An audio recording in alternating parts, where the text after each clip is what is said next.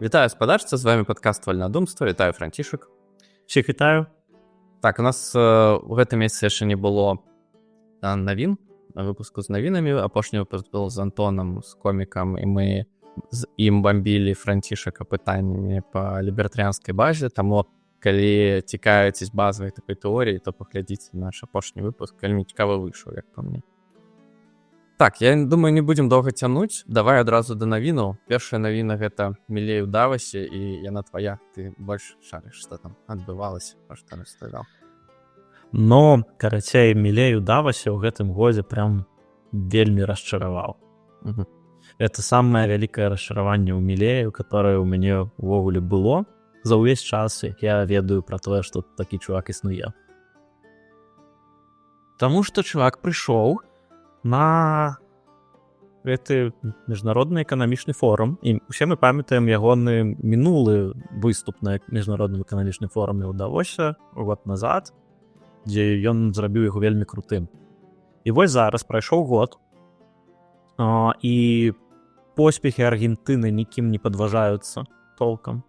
Усім відавочна тое, што Мілей тады казаў, мела сэнс, што на практыцы это паказаў, як это працуе. Аргентына, так сказаць, стае з кален, і пра гэта прычым яшчэ казалі, калі аб'яўлялі Мілея перад тым, як ён там выйшаў, што вось ён у мінулым годзе прыйшоў, вось ён там так класна расказаў, вось паказаў на практыцы такія крутыя рэформы.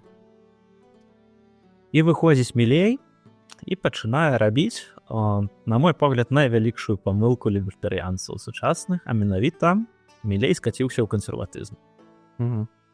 Прычым даволі жорстка. Ягоны ўвесь выступ быў прысвечаны барацьбе з прагрэсівізмам.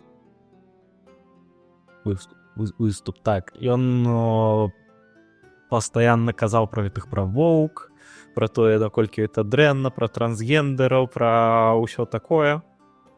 Частка з таго, што ён казаў, канешне, была слушная. Усё ж такі ён лібертарыянец, і калі там узгадываў пра дзяржаўнае ўмяшальніцтва, пра роль дзяржавы ва ўсім гэтым, гэта абсалютна правільна і слушна, што дзяржава выкарыстоўвае гэтую павестку, каб разрасціся, каб увесці яшчэ больш рэгуляцый, каб зменшыць свабоду. Але з ягонага выступа можна зрабіць выснову, што ён бачыць праблему не толькі ў дзяржаве, якая гэтую тэму эксплуатуе, а ў гэтай пазіцыі самой па сабе, як у варожай для свабоды. Так.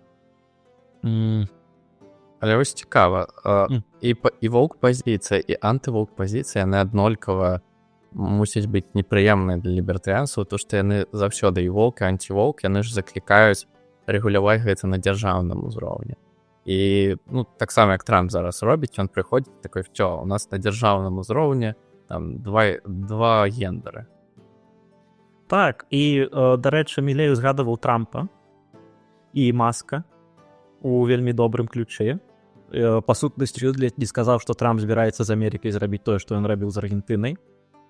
Што, на мой погляд, вялікі ўдар па рэпутацыі лібертарыянства, прынамсі, і па разуменню людзьмі таго, што такое лібертарыянства, бо зараз ужо людзі пачнуць рабіць асацыяцыі, што лібертарыянства — гэта антыпрагрэсівізм, што лібертарыянства — гэта трампізм і так далей, хаця это, канешне, зусім не так.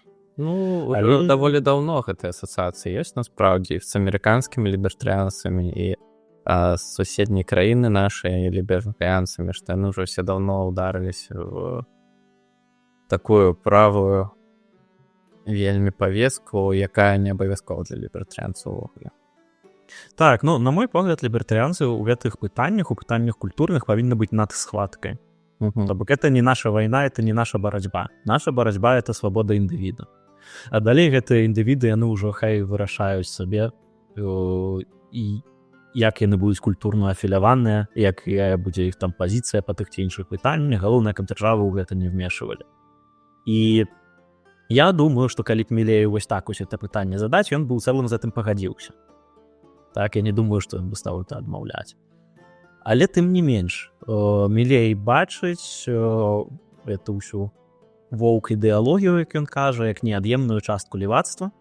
А гэта на сённяшні дзень можна сказаць, што з'яўляецца часткай левацтва, таму што левацтва манапалізіравала прагрэсіўную павестку.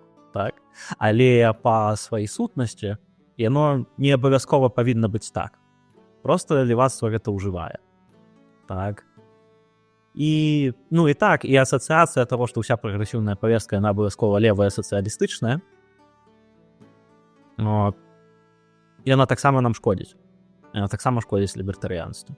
Бо атрымліваецца, што чалавек, якога вельмі хвалюе становішча ЛГБТ людзей, ён будзе ўжо настроены супраць лібертарыянства, таму што ён будзе думаць, а вось там у вас ёсць гэты Мілей, які прыйшоў, які сказаў там, што вось гэта воўк, усё дрэнна, это значыць, што ён там нейкі трансфоб, гамафоб і ўсё такое, і нам это ваше лібертарыянства не патрэбна. Это праблема. Мілей яшчэ там, мне здаецца, увогуле ён ішоў па такой вельмі сучаснай правай павесткі, ён згадаў таксама міграцыю, і наконт міграцыі, на мой погляд, ён сам сабе супярэчыў. То бок ён сказаў вельмі лібертарыянскую рэч, што свабода перамяшчэння тавараў і працоўнай сілы гэта частка свабоды. Так, это добра. Але пасля гэта ён ужо кажа, што зараз это праблема, это зварот на каланіялізму, што гэтыя людзі прыязджаюць там у Еўропу, у Штаты і так далей, і гэта не абавязкова міграцыя кваліфікаваных кадраў, а проста ўсе, хто хочуць, усе, хто прыязджаюць. Свабода перамяшчэння працоўнай сілы гэта і азначае ўсе, хто хоча прыязджаць працаваць, усе і прыязджаюць і працуюць, незалежна ад іх кваліфікацый. Бок атрымліваецца, што з гэтай пазіцыі можна вывесці, што свабода чалавека на перамяшчэнне павінна залежаць ад ягонай кваліфікацыі, а не ад таго, ці ён чалавек ці не. Што той, хто больш кваліфікаваны, больш заслугоўвае свабоды, а той, хто менш кваліфікаваны, і той менш заслугоўвае свабоды. А вырашаць, якая кваліфікацыя дастаткова павінен хто? Дзяржава. Так, і абсурдна. Так. Абсурдна, асабліва гледзячы на тое, што, насправді, Аргентына — это даволі ліберальныя законы ў плане эміграцыі, і, это і ніяк не перашкаджае жыць, скажем так. Дык у Аргентыны ўвогуле няма этой праблемы. Усе праблемы, пра якія казаў Мілей на тым у Давосе ў гэтым годзе, это не праблемы Аргентыны зусім. У Аргентыны няма праблем, звязаных з міграцыяй. У Аргентыны няма праблем, звязаных з воўк, наколькі я ведаю.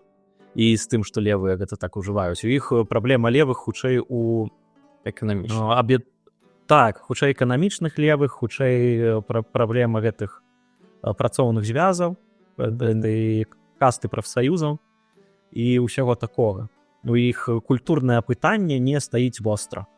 Так востра, як это стаіць, по-моему, на мой погляд, штучна у класічным заходнім свеце, можна так сказаць, у Штатах і у Еўропе. Так. І пры гэтым ён увесь свой выступ этому прысвяціў. Прям увесь свой выступ гэтаму прысвяціў. 30 хвілін размаўляў пра тое, што трэба змагацца з воўк, што трэба змагацца з міграцыяй. І я думаю, ведаеш чаму. Просто ён не хоча, каб Трамп наклаў тарыфы на Аргентыну. Можа быць, таму ён ад яго прям трампізмам веяла вельмі моцна. Ён назваў Трампа і Маска сваімі сябрамі. І ён казаў, што вось там, як я раблю Аргентыну вялікай, так і Трамп робіць зараз Амерыку вялікай, трэба яшчэ, каб Еўропа зрабіла сябе вялікай. Вось такое нешта.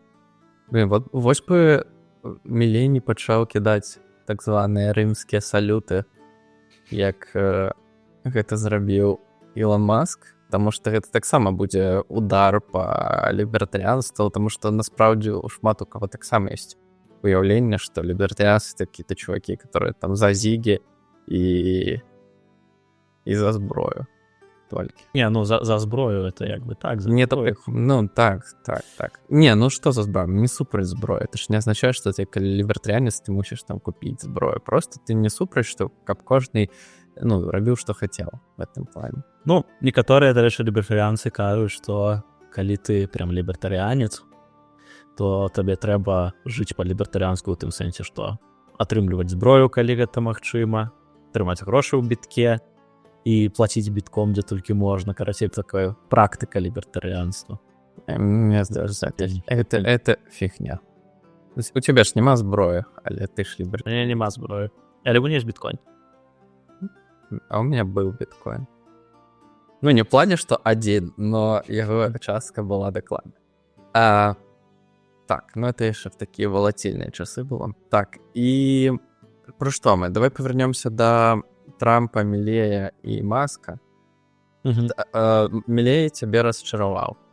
Ці расчароўвае цябе зараз Трамп? Тое, што мы чакалі ад яго да выбараў і тое, што зараз адбываецца. На дзіва не расчароўвае. На дзіва не расчароўвае. На дзіва ён нейкі... Ну, окей, ёсць рэчы, канешне, которые я асуджаю вельмі моцна. Гэта тарыфы, гэта ягоная пазіцыя наконт мігрантаў, але тут дзеля справядлівасці трэба сказаць, што вось там сённяшнія такія умоўна левыя, которые там тое, што вось еўразвяз, Байден і гэтак далей, крытыкуюць таксама Трампа за ягоную пазіцыю па мігрантам, за тое, што ён іх высылае. Але тут важна ўсведамляць, што тыя мігранты, якіх Трамп зараз высылае, з еўразвяза былі б высланы ўжо даўно. І іх бы не пустілі нават. Тая ж Польша, ну, калі б ты знаходзіўся тут на такіх умовах, як знаходзяцца тыя мігранты, якіх Трамп высылае, цябе б таксама выслалі. І гэта не было б нейкай навіной, гэта было б нечым дзіўным.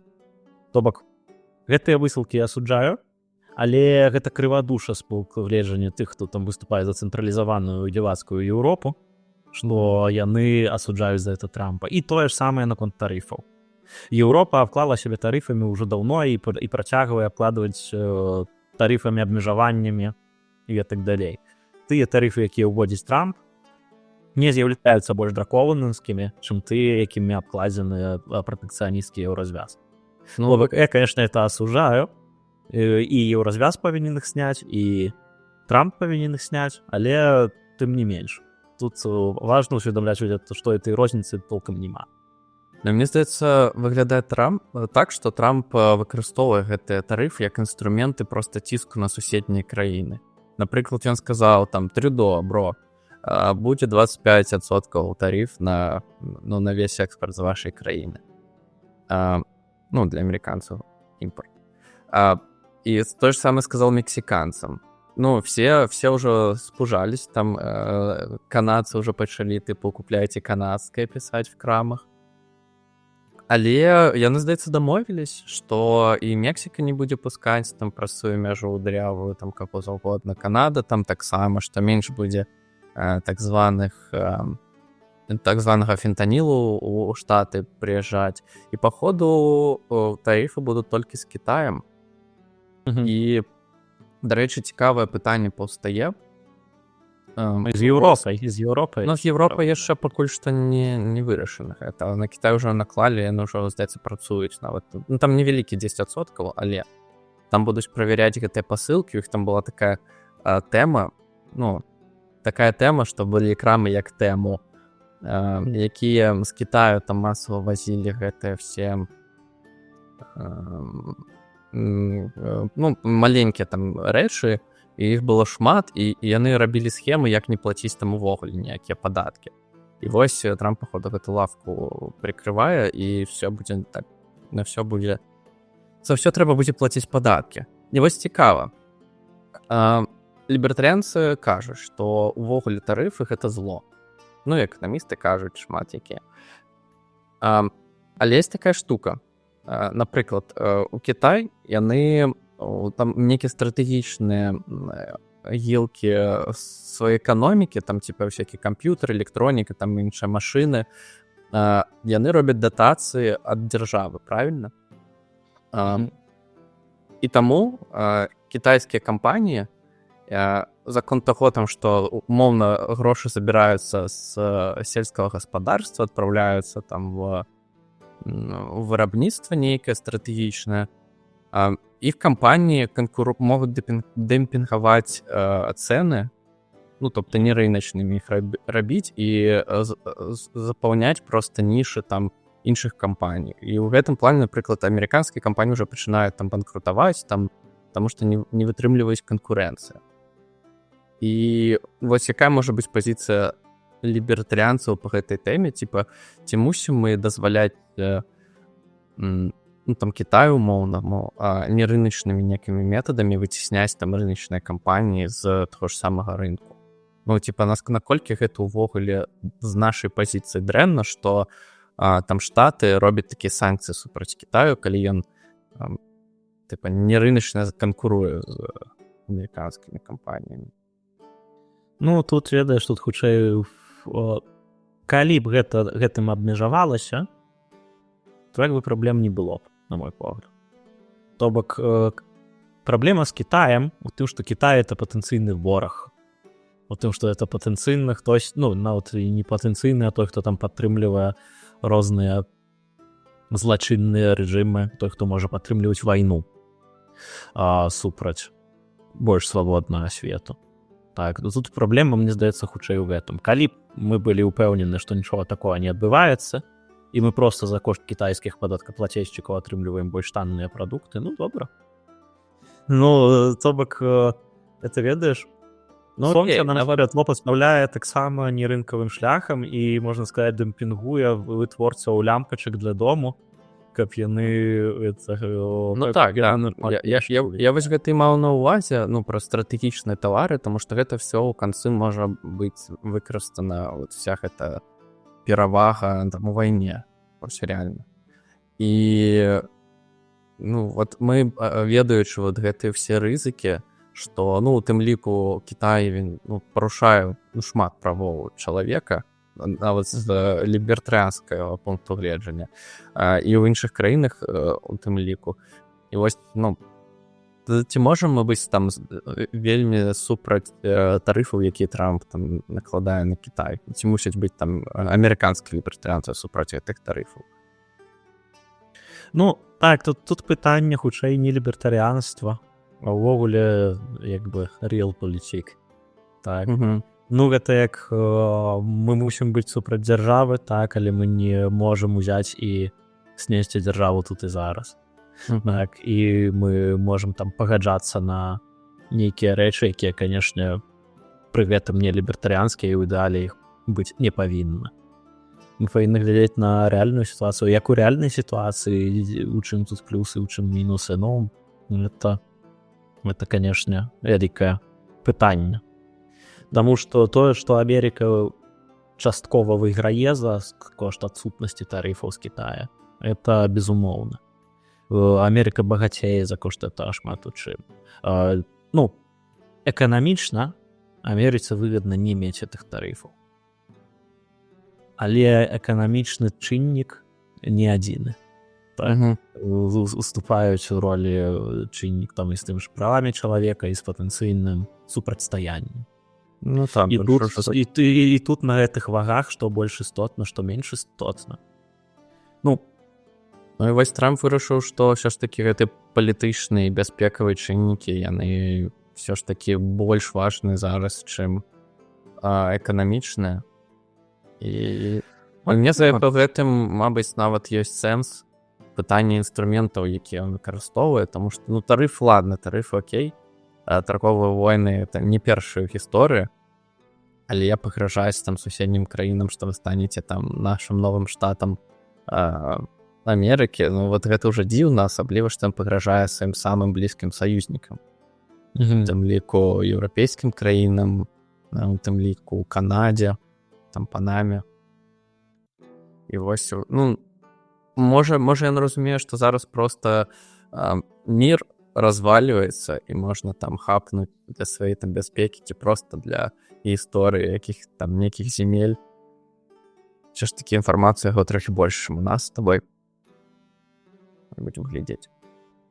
Ну, я ему не раю воевать, конечно, с Канадой, калі што. Я не думаю, что там ён увогуле готовы воевать с Канадой. Ну, так. Так. Там нават мяжы ж няма, да? Яны могуць пераязджаць просто там. Здаецца. Ну, тут не ўпэўнена, я не ведаю, як у іх там з мяжой з Канадай. Ну, але адкрытых межаў у іх няма. Адкрытых межаў у іх няма. Мне здаецца, у Соус-парке была серыя, дзе Штаты воевалі з Канадай. Да, старым. Ой, і не адна. У старым у іх была вайна, потым яшчэ ў іх, калі толькі Трамп пачаў падымацца да ўлады, там таксама быў нібы канфлікт з Канады. Да. Так. Ну, але так, у Штатах з Канадай адкрытых межаў няма. Наколькі іхная мяжа там інфорсіцца, не інфорсіцца, гэта там іншае пытанне, але такой адкрытай міграцыі у іх не існуе. Калі ты канадзец, ты не можаш просто вось узяць без ніякіх там падстаў перасяліць. Так, там ёсць свае гэта. І прыхільнікі адкрытых межаў у Штатах на гэта указваюць там пастаянна. Той жа Брайан Каплан кажа, што окей, можна зразумець там наконт міграцыі там з нейкіх там, хаця ён выступае таксама за тое, што і нізкакваліфікаваная міграцыя таксама патрэбна, але окей, можна нават это зразумець, можна яшчэ зразумець там гэты культурны нейкія аргументы, ўсё такое, але вось ёсць Канада, так, якія і культурна блізкія, і адукацыйна блізкія, і ўсё такое, і нават з імі няма адкрытых межаў. Так. Ну, вот мне цікава просто, яка ёсць альтэрнатыва для міграцыі ўвогуле, улічваючы, што захадныя людзі не нараджаюць дзяцей проста. Ну, тобто, сталее насельніцтва, рабочых рук не хапае, ну, вось як без міграцыі? Ды ніяк, ну просто, ну, разумееш, яны таксама кажуць не тое, што там міграцыі ўвогуле быць не павінна. Яны кажуць, што міграцыя павінна быць кантраляваная, і кантраляваць павінна быць дзяржава павінна вырашаць, каго пускаць, каго не пускаць. Толькі прыгожых і разумных. Так, толькі прыгожых і разумных. Ну, можа, не абавязкова прыгожых, але хутчэй разумных. Окей, ты сказаў фразу там 10 хвілін таму «наша барацьба», і я адразу вспомніў Ілона Маска, які чамусьці кінуў Зігу публічна. Яго фанаты пачалі казаць, што это не Зіга, это рымскі салют. Так вось, навошта гэта ўсё было? І, ну, типа, просто гэта ж была інаўгурацыя Трампа, правільна? І нібы... Ну, ён не на самой інаўгурацыі, напрыклад, разглядаем такі, ну, а пасля, так. І перад фанатамі, ну, там выступ быў нейкі. Ну, і, типа, дзень, калі ўся ўвага, здаецца, мусіла б належаць якраз такі Трампу, а ён вось гэтай сваёй выставай проста перабіў ўсё іншае. Навошта? Чым приколы? Ці ёсць нейкія ідэі? Ну, я насамрэч упэўнены, што Трамп не думаў кідаць Зігу. Не Трамп, Маск. Не Трамп, Маск. Ну, Трамп можа і думаў. Трамп все ж з бумераў. Я думаю, для іх гэта цяжэй кідаць Зігі, чым больш молодого. Так, ён уже стары, у яго рука так вышка не падымецца. Але Маск, ну, я не думаю, што ён планаваў, што ён кіне Зігу. Я не думаю, што калі ён это рабіў, ён думаў, што ён кідае Зігу. Так, і ну, не было яму ніякага сэнсу кідаць Зігу. Так, я думаю, што ён сапраўды зрабіў гэта ўж там шчыры жэст, як ён там сябе апраўдвае, там, што вось там маё сэрца вам і так далей, нават не задумаўся тым, як это выглядае. Іншая справа. Ну, блин, это реально была Зіга. Это реально выглядала як Зіга, это было такое, можа быць, Маск там... Ну, ты глядзеў гэта відэо, дзе? Ну, так, я... Ну, ён там быў увесь такі на эмоцыях, увесь такі там, увесь такі там... І гэта прям вельмі, калі прыбраць гістарычны кантэкст гэтага жэсту, это прям вельмі натуральна впісывалася ў ягоную размову па эмацыйнасці. Да, ён 2 разы зрыў, ён яшчэ развярнуўся в іншу. Так, ён усім. І яно прям впісвалася, я думаю, што ён не падумаў пра гэта і што, а потым апынулася, што опа, кінуў Зігу. Так, і тут што дзіўна, ну, на мой погляд, як павінен быў Маск зрабіць. Маск павінен быў сказаць: «От, блин, я не падумаў, што я кідаю Зігу, я не кідаў ніякую Зігу, але я разумею, як это выглядае, і выбачаюся, што так атрымалася. Я не планаваў нікога абразіць і рабіць нейкія там асацыяцыі з нацыкамі». Вось, мне здаецца, гэта шчыры нармальны адказ на ўсё такое. Таму што з аднаго боку, ну, на мой погляд, складана думаць, што Маск сапраўды нацык і сапраўды хацеў паказаць нейкую сваю сувязь з нацысцкім рухам. Бо калі б ён сапраўды хацеў это прадэманстраваць, навошта ён тут адмаўляўся? Ну, мог сказаць, да, я кінуў зігу. Магу яшчэ раз. Так, так. З аднаго боку, з іншага боку цяжка адмаўляць тое, што это было вельмі падобна на зігу і Ну что, вельмі падобна. Там есть были, сопоставляли видосы, где он и меняли Гитлера на Маска, и там просто ты ж самые руки. Ну, профессионал кидать жики. Ну, не. Ну, ты думаешь, это бессенсовно было? Я так само думаю, что хочу за все он просто автоматично кинул, але... Ну, по Фрейду. Ну, тому что он дивный, и он падтрымлівае все правыя, там, типа, як іх называюць тут, ультраправыя партыі в Европе. Типа, ён падтрымлівае там і партыю Ле Пен, і альтэрнатыву для Германии, он выступае перед імі. Там яшчэ большой видос. Карацей, там альтэрнатыва для Германии собралась, там какой-то сбор партыі, і там типа, такой вялікі экран, там Маск, ну, такая вялікі яго твар, як ведаш, 1984. И он такой, вы меня чуете? Коли чуете, ну поднимите руку или что там. И засмеялся. Типа, может быть, он так троллит, конечно, всех, но... Ну, поглядим. Ну, то, это ж, на мой погляд, самая вялікая праблема Маска, самая вялікая небяспека Маска у тым, што ён хоча адправіць чалавека на месяц. Чаму?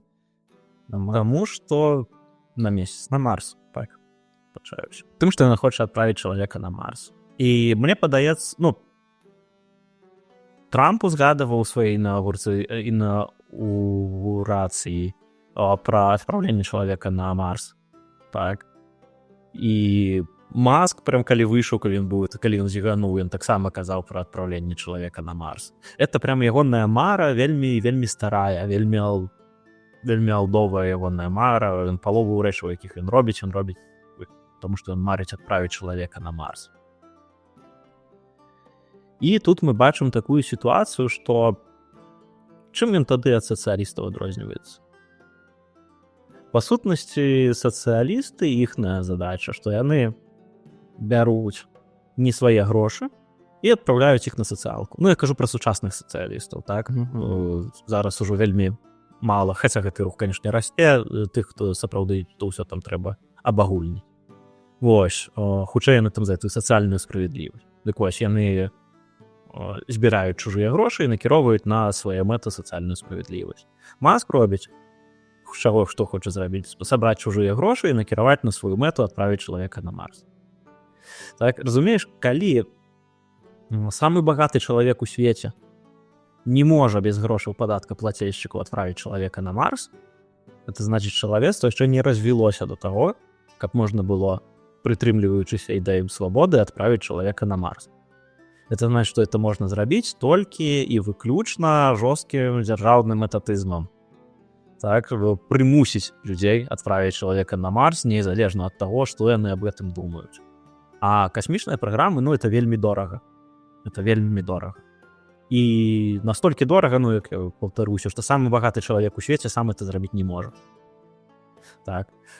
Магчыма, калі-небудзь чалавецтва разав'ецца да таго моманту, што ў нас будуць нашмат больш эфектыўныя сродкі вытворчасці, нашмат менш спажывання розных рэсурсаў і гэтак далей, што гэта будзе проста стане танней за кошт прагрэсу бізнеса, і можна будзе прыватнымі грашыма адправіць чалавека на Марс.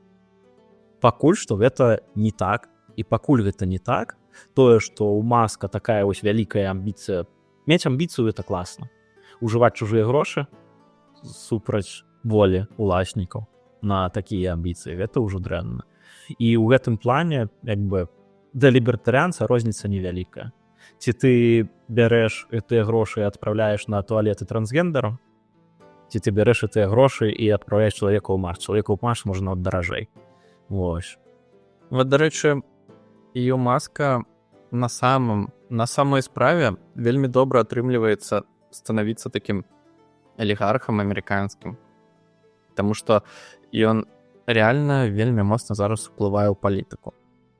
Пачнем з таго, што ён купіў Twitter, і гэта вельмі моцна ўплынула на выбары гэтыя, которые прайшлі.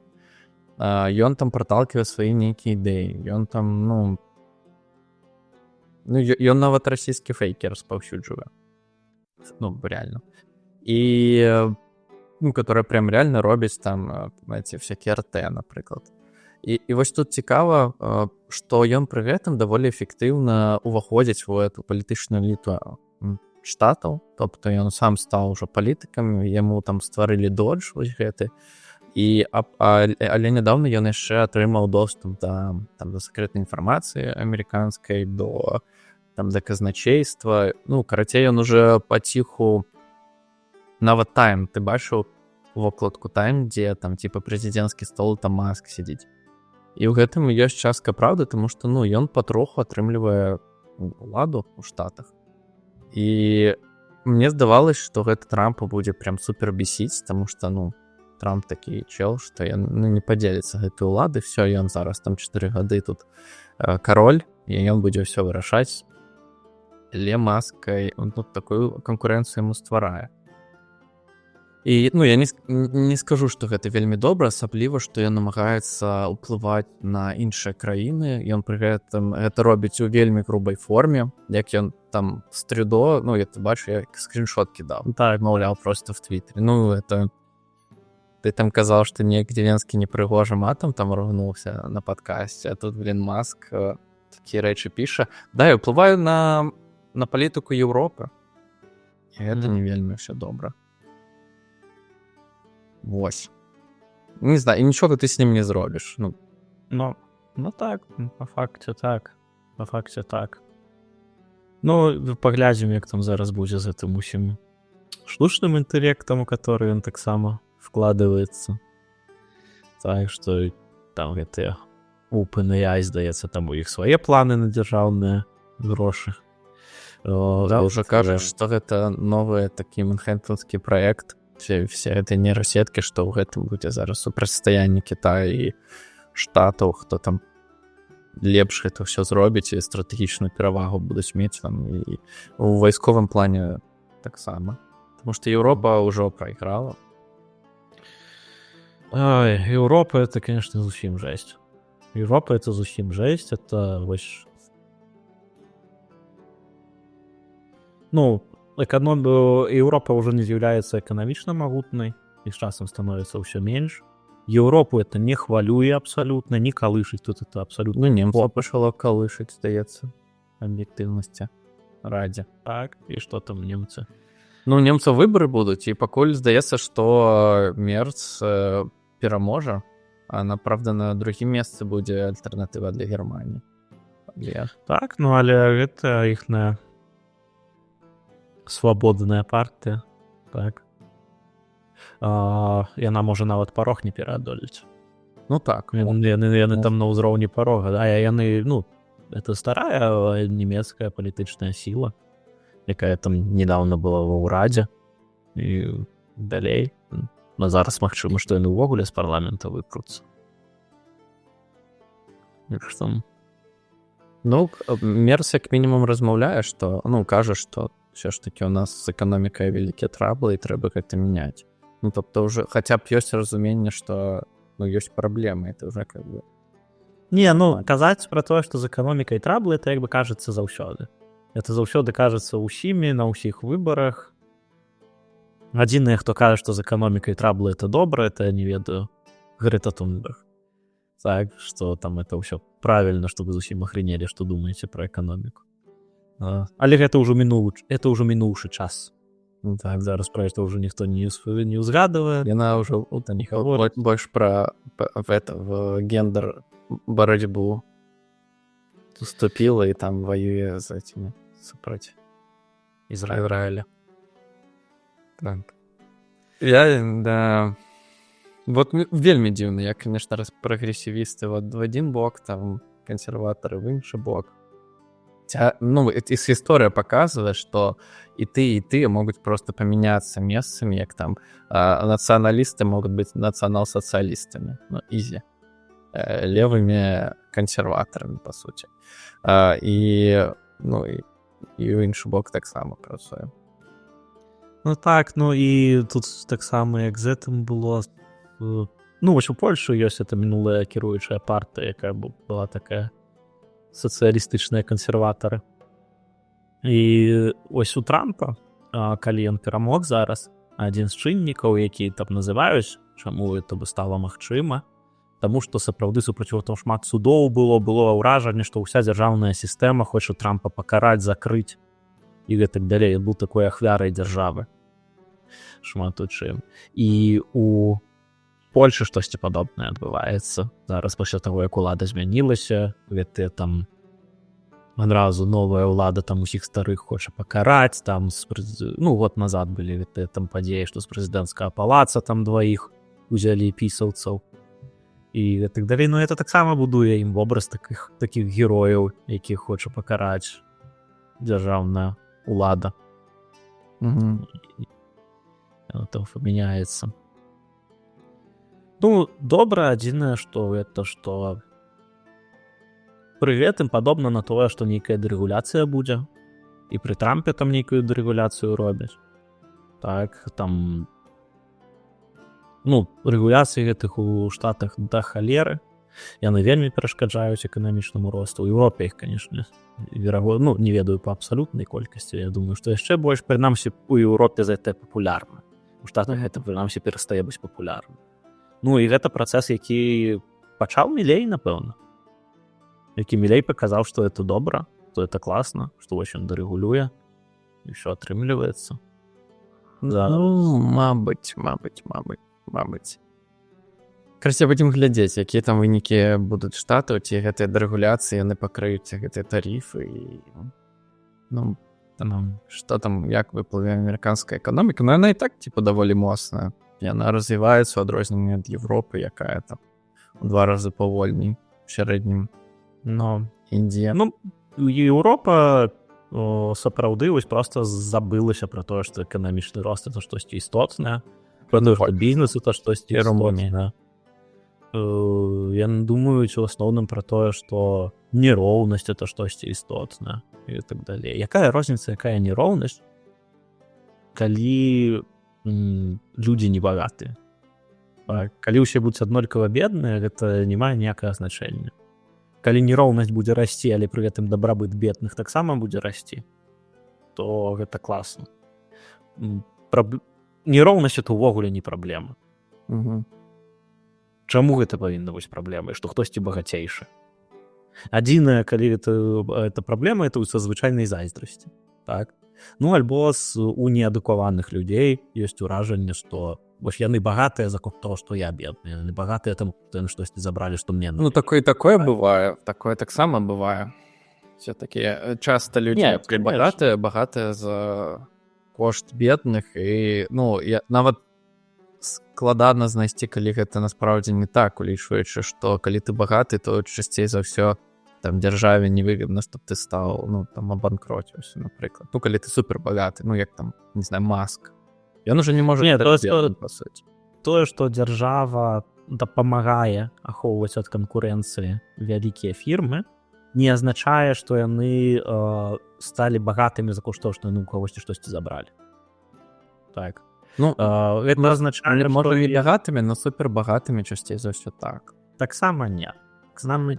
Абарона ад канкурэнцыі гэта зараз вялікая праблема. Ты скажаш, ну, хутчэй пра штат. Ну, в Штатах часцей за ўсё так і ёсць. Ну, а калі глядзець проста пра свет, то там, напрыклад, кітайцы, там іх кампаніі становяцца супербагаты за кон таго, што дзяржава грошы влівае часта. Ну, тут, мне здаецца, асноўна это яшчэ і русских можна ўспомніць. Ну так, у которых тое ж самае, всіх самыя багатыя, гэта супермільярдэры, гэта чувакі, которые просто забралі сабе там Ну так, але калі мы кажам пра нейкі рост нероўнасці, нібыта рост нероўнасці, спрэчна, наколькі рост нероўнасці звязаны з рынкам, ну але ў пэўнай ступені на рынку заўсёды будзе нероўнасць.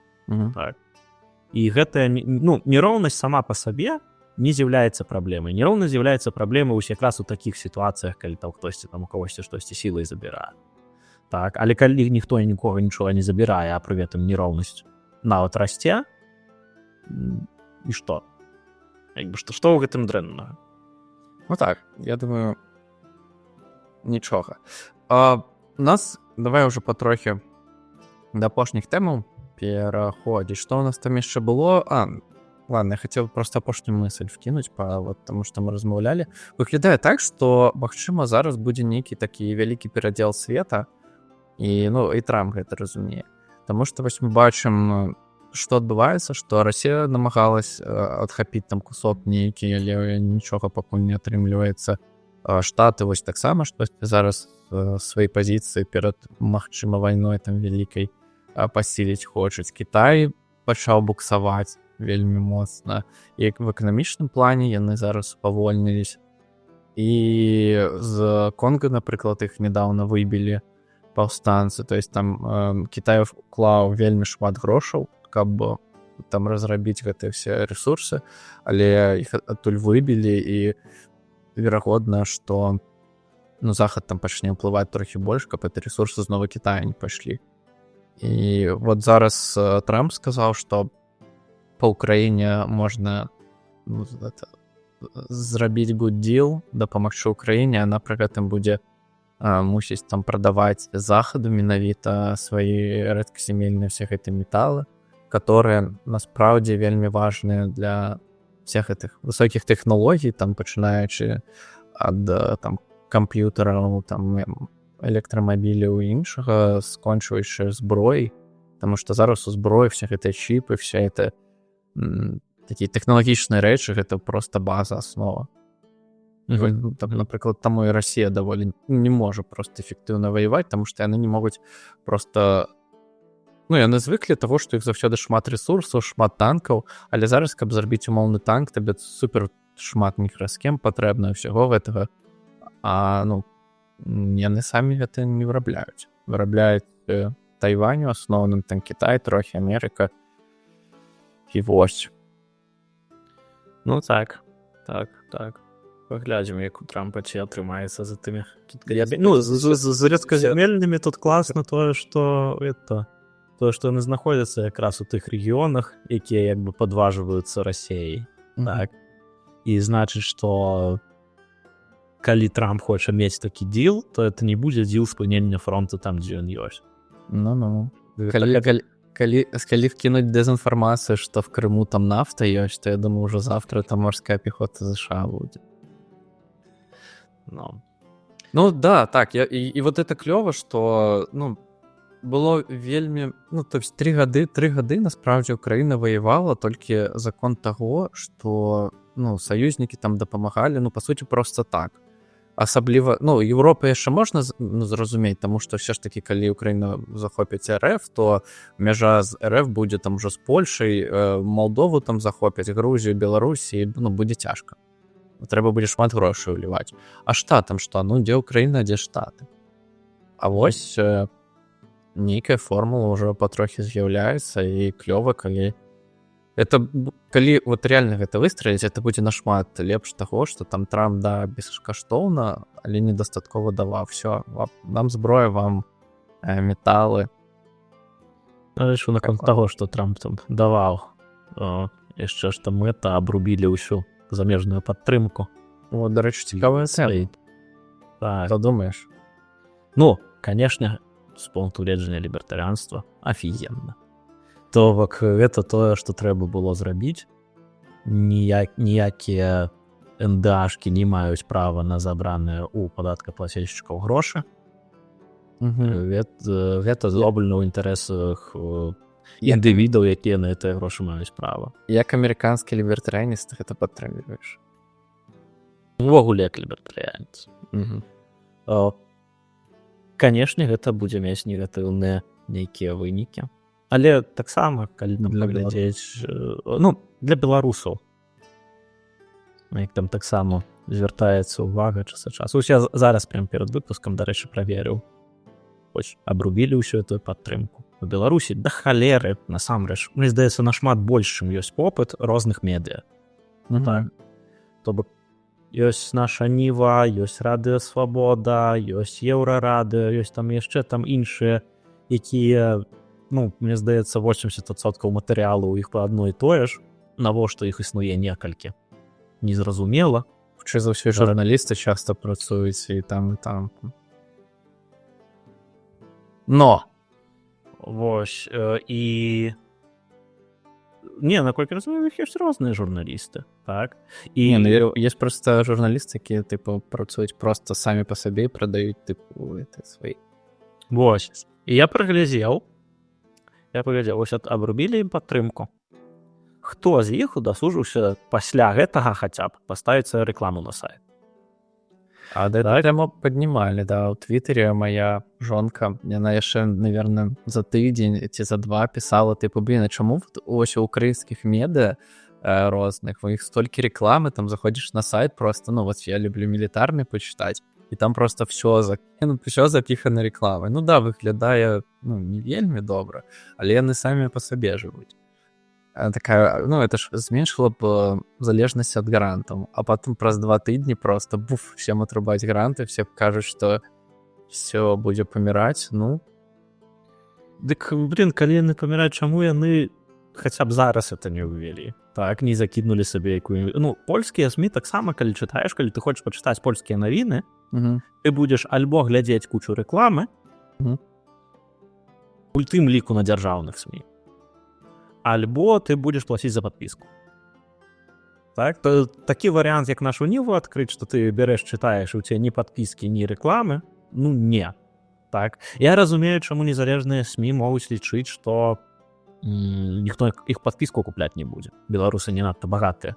Так, ну, тым больш будзе глядзець, куды ідуць там іх грошы, трэба нейкія грошы перавозіць, тых, хто ўнутры краіны, ім будзе страшна гэта рабіць і так далей. Але, бля, чаму не рэклама? Так, ну, насправді реклама даволі мала грошаў дае.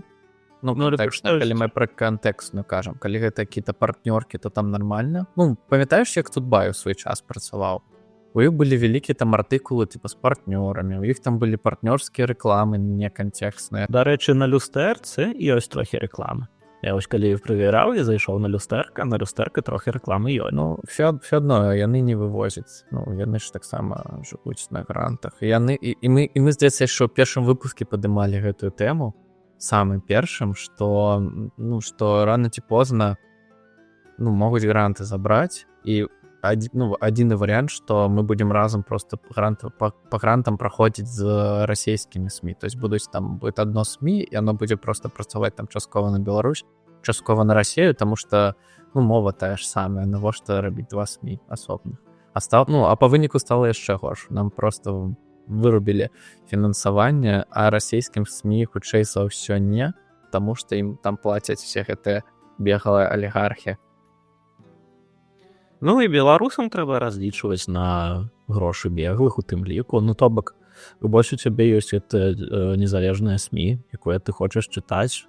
Ну і так, это калі ты хочаш его чытаць, ад цябе залежаць, ці будзе яно існаваць, ці не. Гэта, мне здаецца, вельмі правільна. Калі ніхто не дае на это грошай, значыць, это нікому так і не патрэбна. Так. Цікава, на які грант мужыцкую праўду Каліноўскі выдаваў. Так. І, ну, увесь час існавала падполле. Першая наша Ніва, я думаю, што арыгінальная.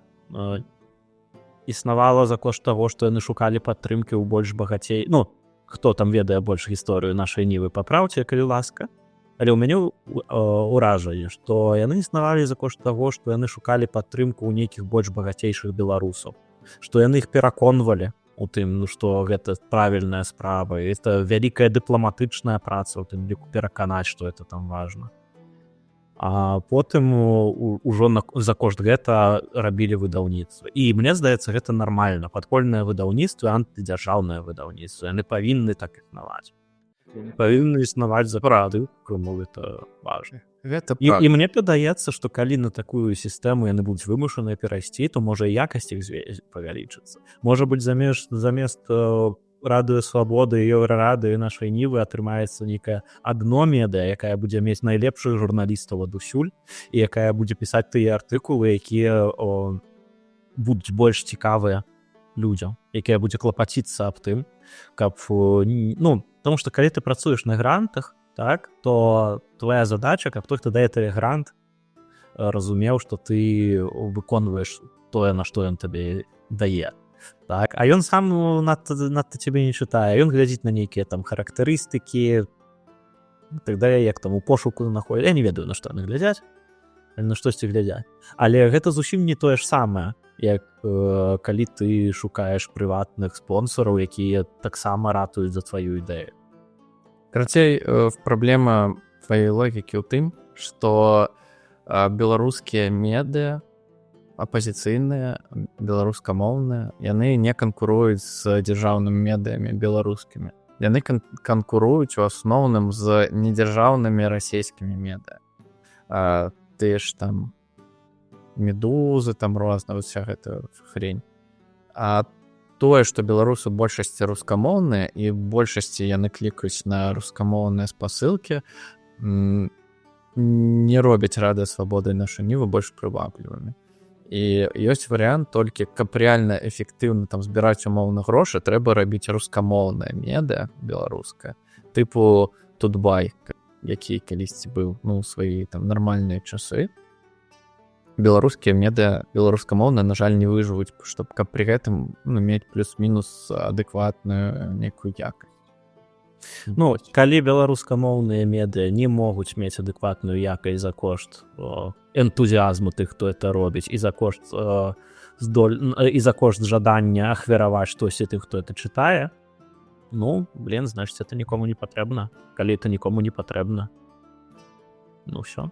Знову ж, яно было б патрэбнае, калі б мы былі ўсе у аднолькавых абставінах. Калі, умоўна, расійскія медыа там працавалі за свае грошы, таксама па рыначных нейкіх метадах, і беларускія медыа, беларускамоўныя, у іх была б свая ніша.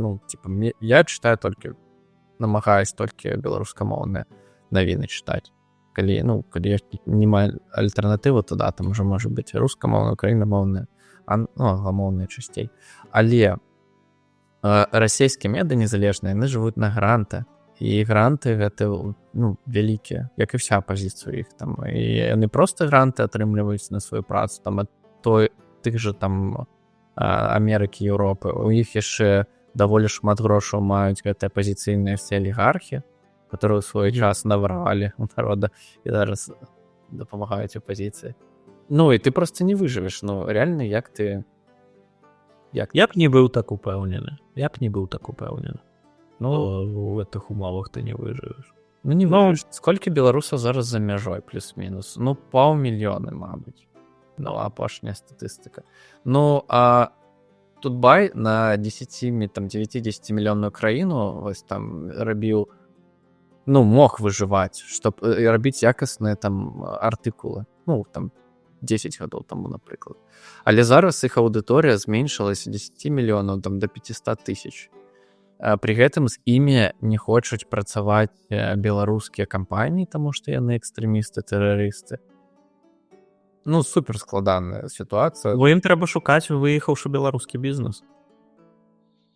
А навошта выехаўшаму беларускаму бізнес штосьці рэкламаваць самім беларусам? Яны, хутчэй за ўсё, ўжо перафарматуюцца на еўрапейскі... Не штосьці рэкламаваць, а каб яны давалі грошы за ідэю, так сказаць. За ідэю.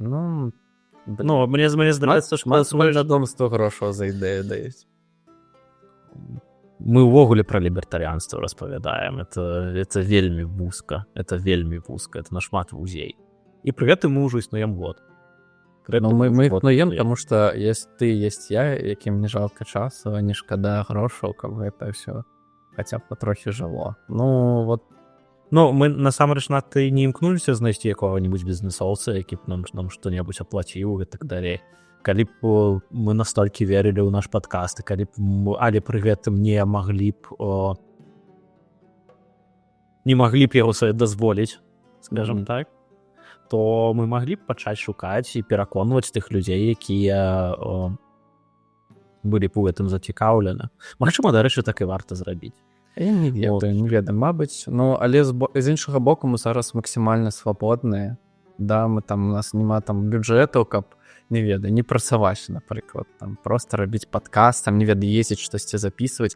Але з іншага боку мы можам казаць тут все, што заўгодна, і ніхто нам щелбана за гэта не дасць. Таму ніякі нашы... Ну, YouTube можа даць. Там, мы такія відосы ўжо запісвалі. Ну так, на шчасце, у Ютубе ніхто не ведае беларускую. Таму... Ну, не ведаю. Я думаю, што... Ну, тут складана, нават з пункту гледжання лібертарыянства вось пра гэтыя СМІ размаўляць, таму што ўсё ж такі дзяржава выкрэсліла СМІ, ну, так, супраць СМІ зрабілі злачынства незалежных. Ну, рэальна дзяржава проста абрубіла ім існуванне. Ну, мабыць, яны так, там, мабыць, мусяць памерці. Але ўсё ж такі гэты... Я не думаю, што яны што яны памруць. Я не думаю, што яны памруць, калі яны займуцца гэтым пытаннем. Мне здаецца, што яны проста ігнаруюць это пытанне. Я не ведаю. Ну, хаця б рэкламу, пастаўце. Ну так. Это калі ў выніку памрэце, то хаця б это будзе больш павольная смерць. Это... Ну, яно ёсць як ёсць. Мне падаецца, што тут ужо не трэба пераходзіць у тое, што апраўдваць там што заўгодна, таму што наша дзяржава зрабіла так. Это справядліва па адносінах да амерыканскіх падаткаплатнікаў. Да, но тут была размова пра то, што гэта справядліва, што яны, ну, типа, мусяць памерці. Ну, справядліва, што не забіраюць больш грошаў у падаткаплацельшчыкаў. Это правда. Але то, што яны мусяць памерці, ну так сабе справядліва. Просто это факт, які ёсць, і вельмі сумны і несправядлівы. Ну, зноў жа, я не думаю, што яны могуць памерці. Я думаю, што большая частка з іх мусіць памерці. Я не думаю, што ўсе. Ну, ёсць такія, якім Еўропа плаціць. Я думаю, што яны выберуць увогуле.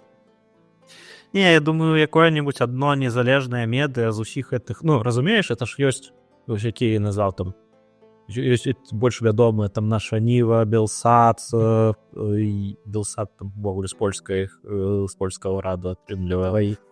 Так. А цяперашні ўрад, дарэчы, ім абрубіў даволі шмат.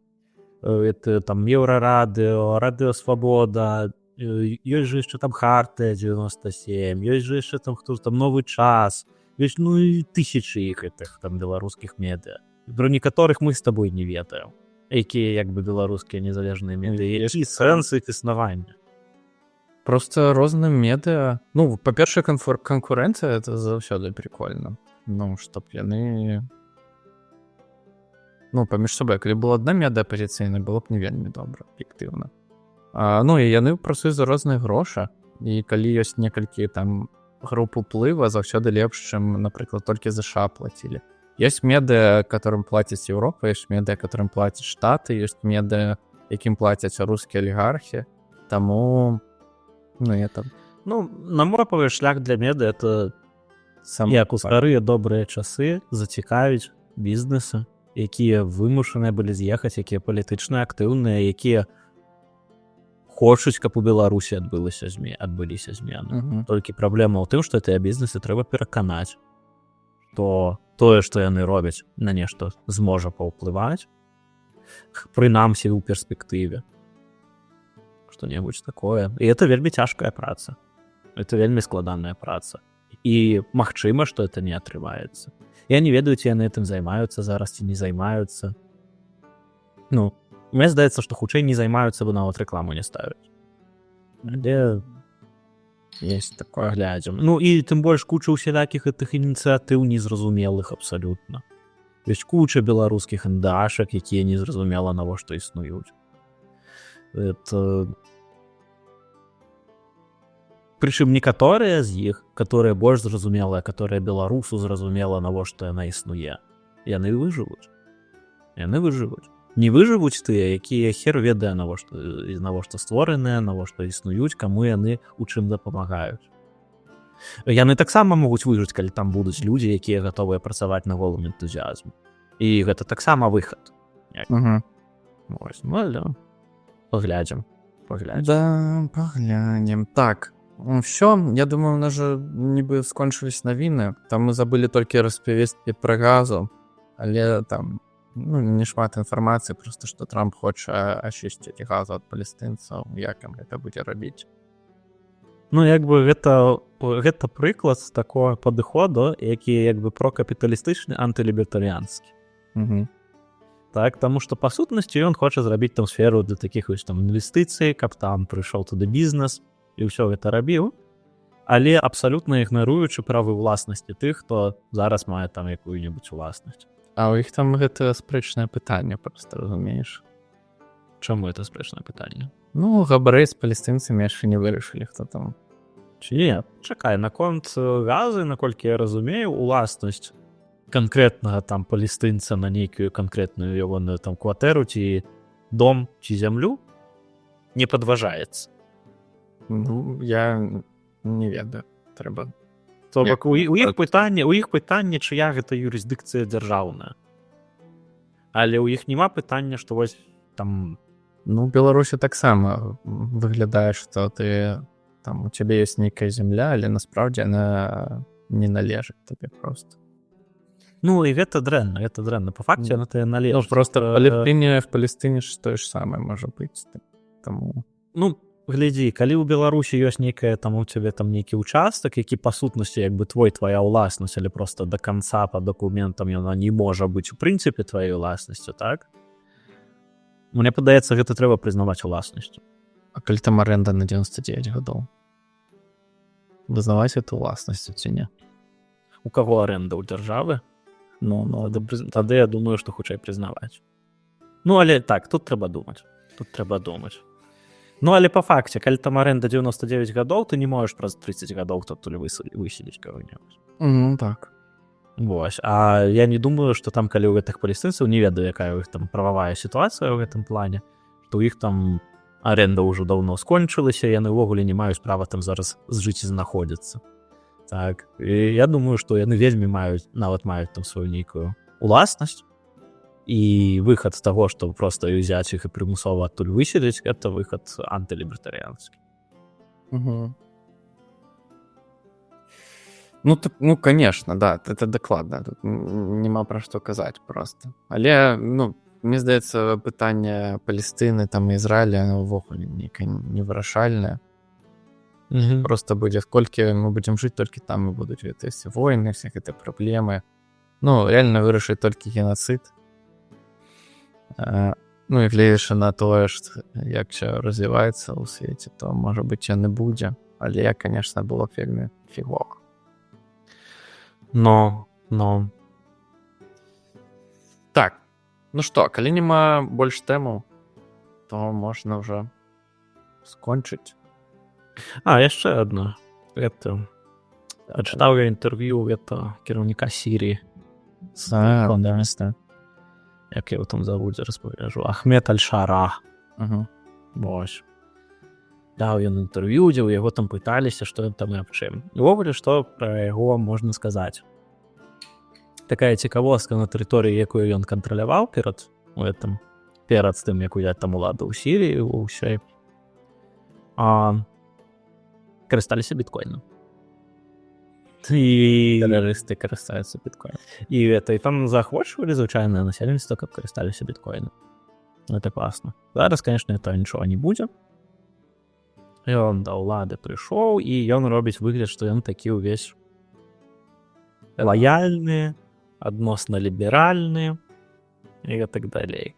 Ну, але пры гэтым так, фотацца з нямецкай дыпламаткай ён там блюріць і ўсё такое. Ну і вялікае пытанне стане, ці Сірыя будзе нейкай хаця б умоўна свабоднай, хаця б больш свабоднай, чым пры Асадзе. Хаця б умоўна дэмакратычнай. Ну і адказ незразумелы. І падаецца, што цалкам верагодна, што і не. Таму што там пытанне тых жа правоў жанчын, яму там у гэтым інтэрв'ю задавалі, і ён ухіляўся ад гэтага пытання. І калі ў яго спыталіся там ці будуць там жанчыны займаць там нейкія пасады ў вашым кабінеце, ці змогуць все такое, усё што ён адказаў, гэта што той, хто лічыць, што там іслам не прызнае правы жанчын, той вельмі мала разумее ў ісламе. Іслам вельмі нават прызнае правы жанчын, жанчыны это палова насельніцтва, жанчыны ў нас ужо працуюць. Вось і ўсё. Уже штосьці. Можа, заўсёды ёсць краіны, дзе горш. Ну, там просто я памятаю, вось калі толькі пачыналася гэты наступ паўстанцаў, шмат хто казаў, што вось як толькі ён прыйдзе да ўлады, што там весь такой радыкальны і адразу пачне рубіць головы, жанчын закідваць камнямі. Але пакуль што або гэта адбываецца суперпавольна, мы гэта не бачым, або гэтага пакуль што і няма. І ну, пакуль ён выглядае лепш, чым Асад. І добра, што яго выгналі, і добра, што Расія адтуль выганяюць таксама. Либо з Расіяй як будзе пытаннем. Все ж таки, ну, можа быць. Ну, тады Расія прыйдзецца выдаць Асада. Сірія. А тады у ёй стане менш саюзнікаў, таму што, ну, сваіх нельга. А можа быць, яны дамовяцца без выдачы Асаду? На што цікава? Ну, паглядзім, это таксама цікава. Просто, ну, я спадзяюся, што Сірія стане хаця б як Турцыя. Всё ж такі, ну, не тое, што там ідэальная краіна для жыцця, але гэта ўсё ж такі не Іран. Всё ж такі спектр всех гэтых мусульманскіх краінаў, яна вялікая. Так, так. Ну, яшчэ ў яго спыталіся былі сярод іншага, ці будзе шарыят. Ці будзе шарыят у Сіріі. На што ён адказаў, што ёсць спецыяльная камісія экспертаў, якая там працуе і вызначае, якое будзе заканадаўства. А ягоная задача гэтае заканадаўства інфорсіць. Ну, яго спыталі, дык гэтая камісія, яна можа ну, то бок. Ёсць верагоднасць, што яна прыме шарыят? Ці такое, ці гэта такі магчымы варыянт да Сіріі? Ён сказаў, так, это магчымы варыянт да Сіріі. Магчыма, што яны прымуць шарыят, і я буду яго інфорсіць. Ну, блин, гэта дзіўна, што яны типа такія, так, давайте падумаем, будзе шарыят ці не будзе. Звычайна, мне здаецца, калі нейкі там радыкалы штосьці захоплююць, там адразу шарыят, типа, що, ну, типа, по дефолту. А там што, мы там, у нас камісія штосьці там абірае, ці будзе, ці не будзе, гэта ўжо нейбы прагрэс. Так, але зноў жа параўноўваем з Асадам. Так, і пры Асадзе не было шарыят. Ну, затое пры Асадзе былі шматпавярховыя турмы, дзе... Ну, это так. Которые, ну, там, я по-моему, кидаў в гэта відоса. Ну, там просто дзіч. Беларускія турмы, гэта курорты просто. Калі параўнаць з турмамі Асада, пры гэтым сам Асад выглядаў, ну... Ну, так. Это правда, это правда. Вось. Ну, але адносна шарыята, як бы, ну, тут пытанне, што Асад, ён сябе як пазіцыянаваў? Ён пазіцыянаваў як абаронца меншасцяў. Як абаронца там нейкая, у іх там ісламская была меншасць, адна, другая там хрысціяне, у іх там былі, што іх не будуць пераследаваць за іх там перакананні. У выніку Асад, конечно, пераследаваў людзей за перакананні, вельмі нават. Але ў цэлым ты мог прытрымлівацца не рэлігіі большасць. Пры ўвядзенні шарыята, ну, паглядзім. Паглядзім.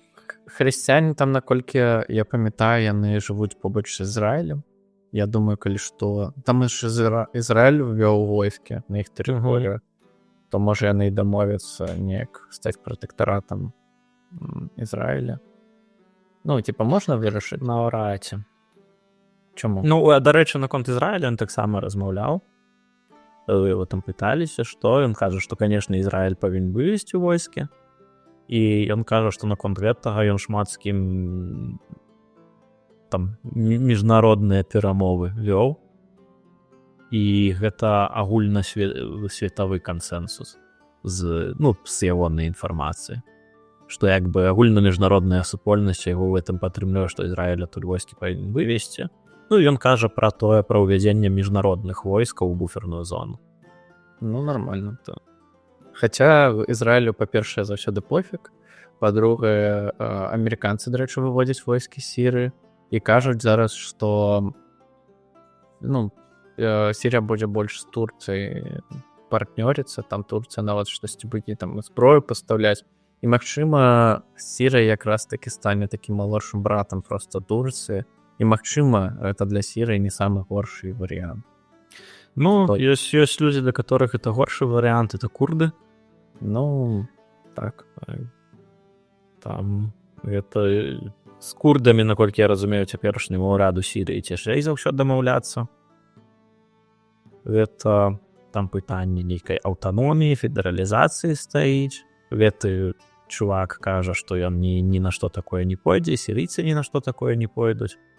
Ну, па ягоных словах там ідуць ужо дамоўленасці, і курды разумеюць, што нічога такого не будзе, і што яны там аддадуць усю сваю зброю і стануць як бы... І ўвесь enforcement там будзе з боку сірійскага войска, і ідуць перамовы аб дэталях такой дамовы. Так, ну, але не ведаю, як там насамрэч, бо курды гэта таксама быў істотны вораг Асада ў гэтым паўстанні. Так, і пры гэтым самого это саміх пераможцаў як бы падтрымлівала Турцыя, а ў туркаў з курдамі ўсё дрэнна. Карацей, як заўсёды, там вельмі ўсё складана, і можна глядзець толькі постфактум уже. Або жыць там, а можа там трохі больш шарыць. Хаця, зноў ж, ніхто там не чакаў, што будзе гэты наступ, і там за 11 дзён, здаецца, яны паўстанцы звольнілі Сірыю. Калісьці так будзе ў Беларусі, таксама за 10 дзён. Всё разваліцца. Але не сёння і не заўтра. Ну што? Даже так можна. Так, завершаю. Дякую, хто нас слухаў сёння. Подписывайтесь абавязкова на наш канал, ставьте лайк і падтрымлівайце нас каментаром. Калі у вас ёсць грошы і вы хочаце падтрымаць клёвы беларускі праект, закіньце нам на Buy Me Coffee, будзем вельмі удзячныя. Дзякую всім, пакуль. Пакуль.